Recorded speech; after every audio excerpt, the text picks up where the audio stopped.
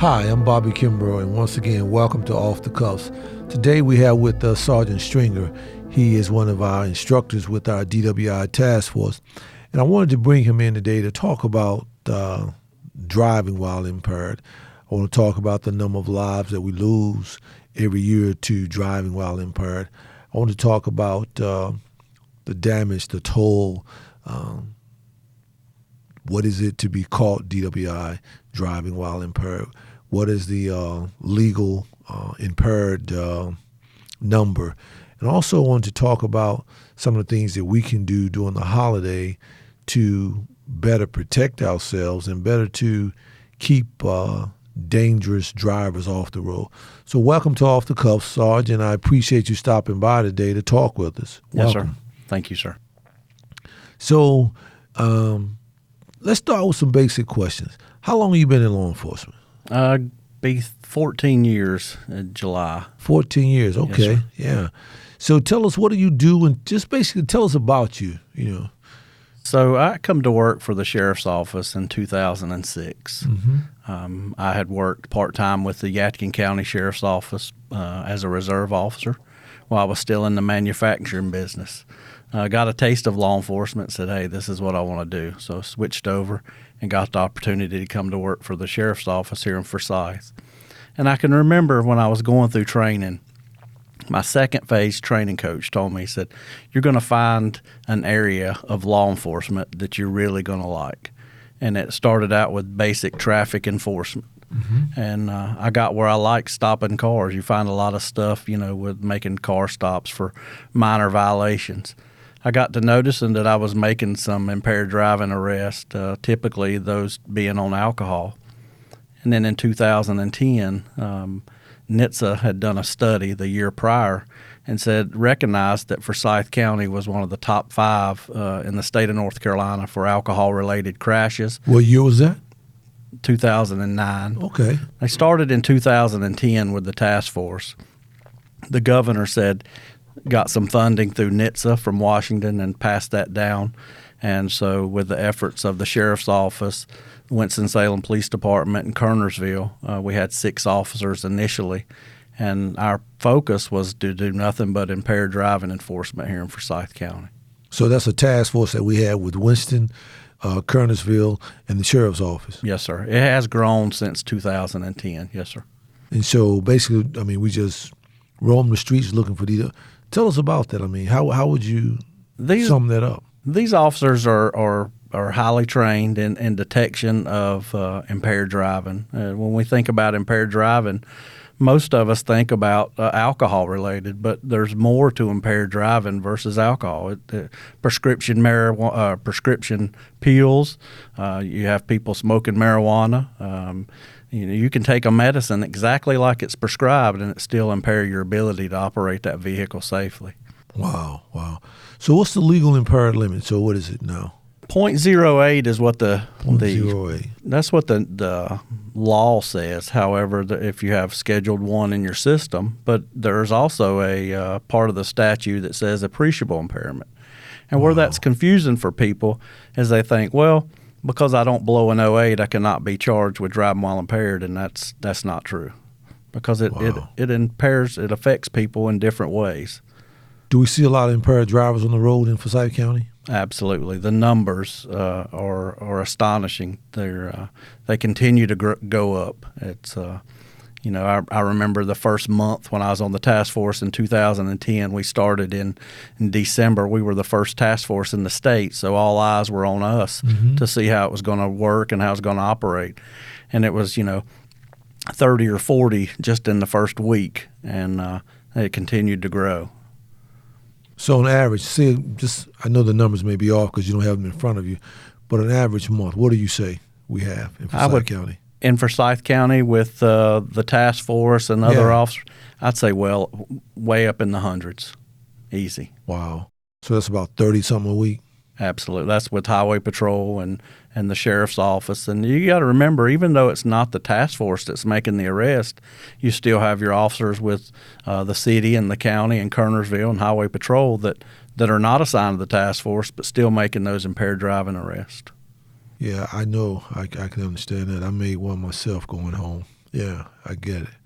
So you know, when people look at this, they're going to say, well, so you got task force for DWI, just riding around looking for those that are impaired.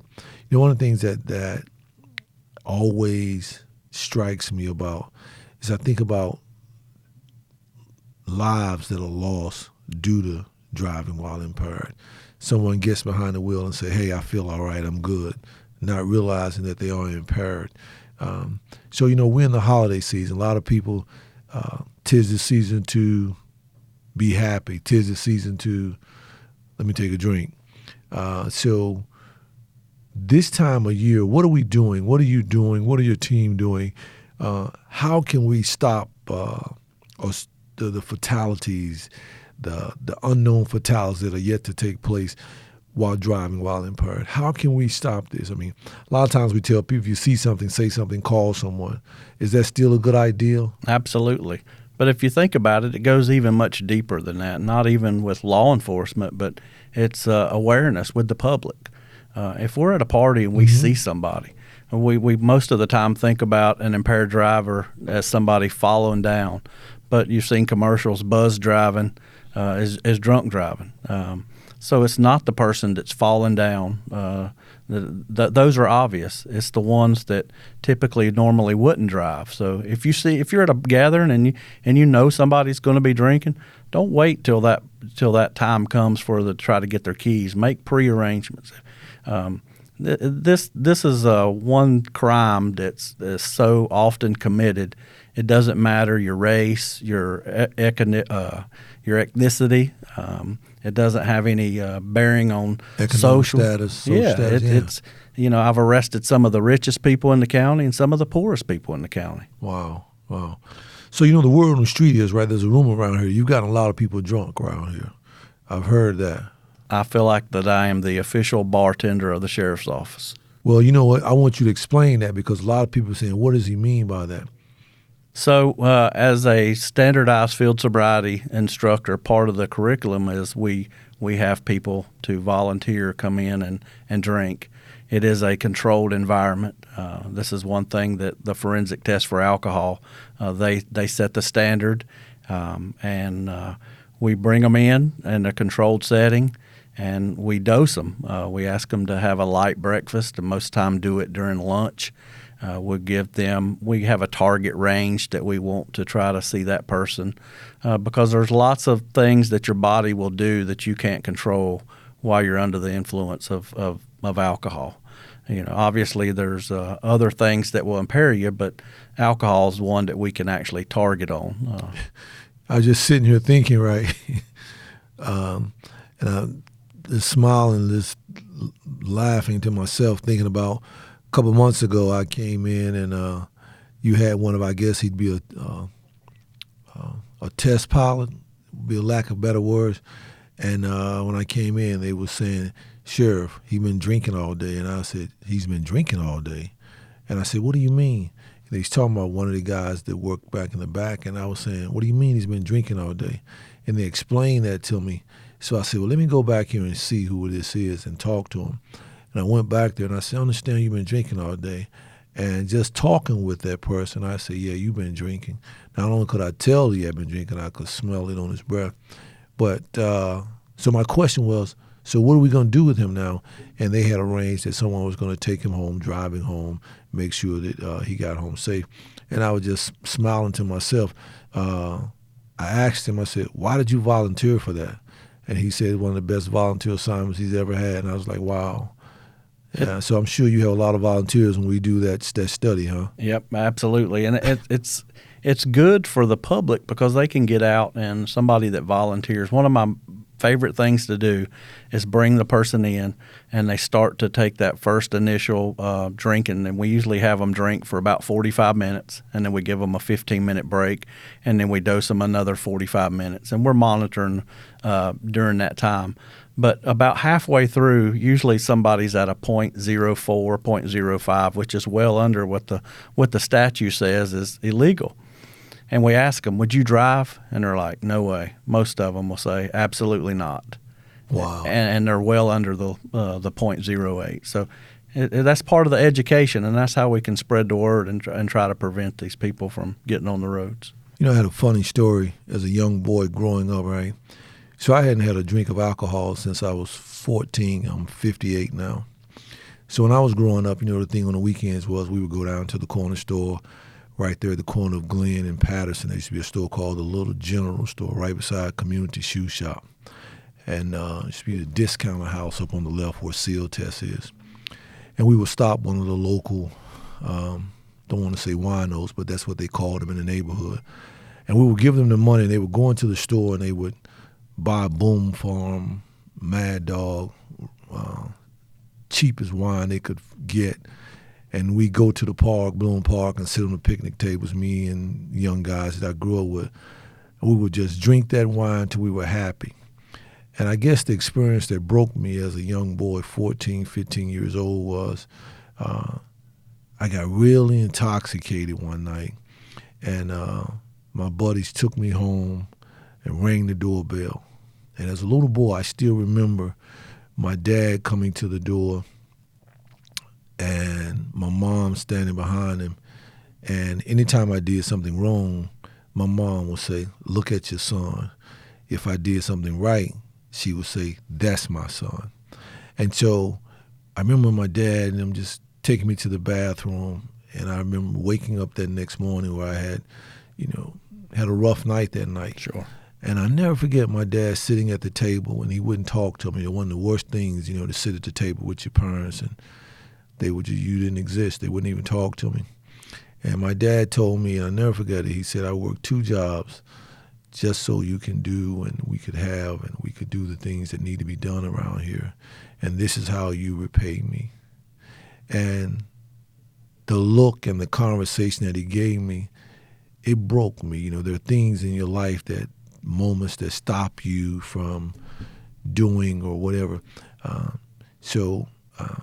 I can't even remember. I know the embarrassment that I felt from my father talking to me in the way that he did. But I made a promise to myself is that I never want to be out of control again to the point to where I can't be in control of my mental faculties. So that broke me at the ripe old age of 14 years old that, first of all, I had no business drinking at 15 years old, which a lot of teenagers do now. Sure, absolutely. And so, people make adult decisions, but I can say that I have not had a drink of alcohol since I was 14, 15 years old. And, It's probably saved your life. Oh, it may have. I don't know. So it's interesting when you talk about driving while impaired. It's interesting when you talk about that because I know how serious it is. I talk to my children about it. I have older boys, and I tell them that if you make adult decisions to have a drink, there's nothing wrong with that if that's what you choose to do. But do it in a way that you don't affect others. Do it in a way that you're not intoxicated, that you're not in control of your mental faculties, and get behind the wheel of a car, take an innocent person's life. As a matter of fact, take your own life in the process. That's a tragic situation both ways, to the person that is lost their lives and to the person that has to go pay the penalty for causing such a tragedy. So I'm grateful that we have a task force out there to deal with such situations, to hopefully keep people and make them think twice about getting behind the wheel or driving. So let me ask you another question. So when you guys are out there, right, what are some of the fines that you can incur for driving while impaired? I know we have several people that have 1 time, 2 times, 3 times, habitual offenders. You wouldn't believe how many people have been arrested twice in the same night. Wow. And people are under the impression that when you get locked up or you get arrested for driving while impaired that you're going to spend the night in jail. Mm-hmm. In the state of North Carolina, that's not going to happen. Most of the time that person is going to be out before the law enforcement officer ever leaves the jail. You have certain rights under the state of North Carolina for implied consent, which means that you have your right to seek your own test after law enforcement gets their test. So if you have a sober, responsible person to come pick you up most of the time you're going to walk out of the jail on a written promise to appear.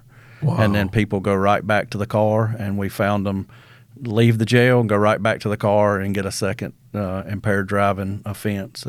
And you're talking about penalties and insurance rate increases as much as 400%. So I forgot about the penalty that you pay on insurance. That brought up another point, the rate increase on your insurance. Absolutely. And a lot of companies won't even cover you after a driving while impaired. And you think about, a teenager that's 16 years old, their insurance is already through the roof, and then you get charged with, somebody that's under 21, what they call a provisional DWI. Their license, they're going to lose their license for a year, and then if they get them back or when they get them back, what people understand is the insurance company, the way it's set up, they're going to pay for that premium for the length of time. I think it's like 3 years. So it does. So you can't say, well, I'm not going to get my license for 3 years till my insurance comes back. So if you wait 5 years, you're going to go back and pay that 3 years of that high premium. So and it's so preventable. That's the only thing is we're not saying don't go out and have a good time, but just do it responsible. Wow. It's a decision. That is so true. I was going home one night about 10 o'clock, headed 40 westbound, and there was a guy in a pickup truck, and I just saw him just going in and out of traffic, rolled up beside a motorcycle, almost ran him off the road. And the guy on the motorcycle, you could see him just, like cussing with like one of his hands. So I pulled the guy over in the truck, cut the lights on, pulled him over, walked up on the vehicle, talking to him and the passenger. And it's been so many years since I pulled a vehicle over from my days of patrol in 1984, 85 that it was kind of awkward, but I knew what I was looking at, typical classic scenario, the back of the pickup truck full with beer cans. Walked up beside the vehicle, go through the same routine, license, registration, how you doing, so-and-so. Do you know why I stopped you? Of course. And what was so interesting about it was that the gentleman told me that he had been drinking. And, he said, I had a few beers. And I said, where are you headed? And he said, I don't know. I'm taking him home. And the guy he was taking home was in the passenger sleep. I said, well, do you know where you at? And he said, yeah, I'm on Interstate 77 headed east. And I said, nah, you on 40 headed west. And so by that time, the backup unit got there. And the guy said, hey, save your time. I've been drinking. He was nice, very pleasant. He blew a 10 when he got him down there. But it was interesting to me that in his mind, he had only had a few drinks, not realizing he was impaired. And I think that once people start drinking and not even realizing that they really are too impaired to drive a vehicle, that is why it's so important that if you decide you're going to take a night out drinking, take a buddy with you, take a friend with you and say, hey, this is your night. You can be the designated driver. I'll be the designated drinker, however you want to work it. Because one thing that we don't want is we don't want tragedy on the highways. That's right, pre-planning. Exactly. And that's what we. One of my favorite thing to do is ask somebody when they get ready to leave the jail. Why didn't you take a cab, or why didn't you have your car towed?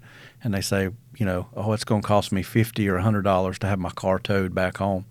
But after you're arrested and the damage is done, what would you give to pay that $50 to go back and make that different decision? Wow. And you think about it, the alcohol level goes up and the judgment comes down. So, we're not saying that you have to be falling down on your face to be classified as drunk or impaired. It's just it affects everybody different. So, well, anything else you want to share? Because I know that it's a stressful job of what you do and what you do out there, the training and what the men and women do. Because I tell you, even though I hadn't had a drink since I was 14, the stress keeps up. I don't know if I'm going to have to break that tradition, right? But I appreciate what you do. I do. I appreciate the work that you all do out there because it's much needed. A lot of times people criticize us for what we do, how we do it. You got task force out there stopping people. You got TFOs out there arresting people. Sure. But if you weren't out there, who knows what the outcome would be? If That's you aren't right. out there doing what we do, how do you know what the outcome will be? So I applaud you for what you do. Anything you want to share with us? I just want to say that everybody be careful during the holiday or any time. Yeah. And I want to say to my fellow law enforcement officers, help. Let's get these drunks off the road. Let's get these impaired drivers, because it might be my family. It could be your family. That's so true. You never know. You put somebody impaired in a 4,000-pound missile, and we don't know who they're aiming for. You That is think so about true. how many lives are affected by one impaired driver traveling Interstate 40. Lives, property, Absolutely. and the list goes on. So, I, as you said, on behalf of the Sheriff's Office and the people of this county, I want to thank you for what you do. I want to thank you for stopping by today, Yes, sir. off the cuffs. And I want all of you all out there to have a Merry Christmas and a Happy New Year. Drive safely. And if you got a drink, drink responsibly and get a designated driver. Or you can always get the drink of champions. Right here it is. I appreciate you for what you're doing. Yes, sir. Absolutely. Merry Christmas. Merry Christmas to you. Thank you for stopping by, Yes, and sir. I appreciate you. Yes, sir. Yes, sir.